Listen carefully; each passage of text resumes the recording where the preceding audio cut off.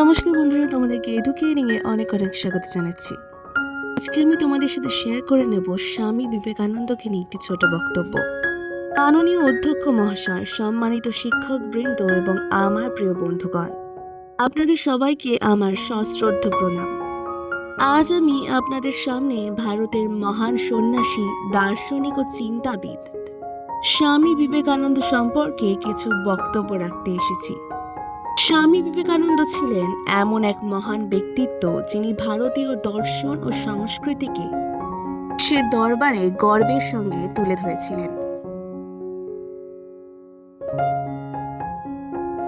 স্বামী বিবেকানন্দের জন্ম হয় 1863 সালের 12 জানুয়ারি কলকাতায়। তার জন্মনাম ছিল নরেন্দ্রনাথ দত্ত।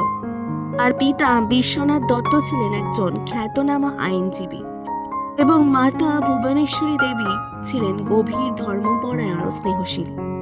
পারিবারিক পরিবেশই তার চরিত্র গঠনে গুরুত্বপূর্ণ ভূমিকা পালন করেছিল।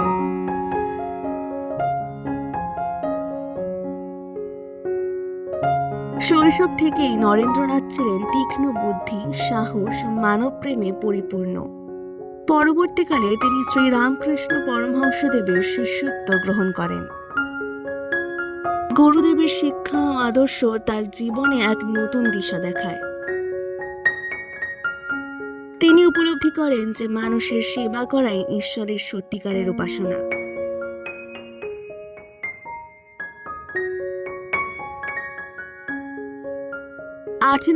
সালে তিনি শিকাগোতে অনুষ্ঠিত বিশ্ব ধর্ম মহাসভায় ঐতিহাসিক ভাষণ দেন।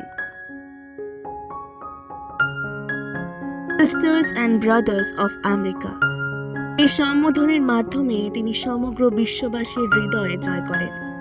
তার ভাষণে মানব ধর্ম, সহনশীলতা ও বিশ্ব ভ্রাতৃত্বের মহান বার্তা প্রতিফলিত হয়।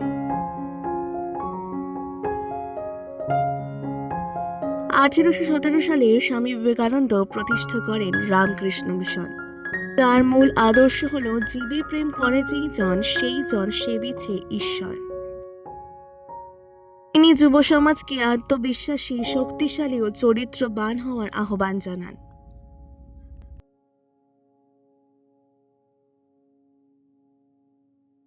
স্বামী বিবেকানন্দের আদর্শ ও বাণী আজও আমাদের জীবনে প্রেরণার আলোক বার্তা হয়ে পথ দেখায়। তার জীবন আমাদের শেখায় নিজেকে বিশ্বাস করো, মানুষের সেবা করো এবং সত্য ও ন্যায়ের পথে অটল থাকো। ধন্যবাদ। আজকের ভিডিওটি ভালো লাগলে অবশ্যই আমার চ্যানেলটিকে সাবস্ক্রাইব করে দেওয়ার অনুরোধ রইল। অনেক অনেক ধন্যবাদ।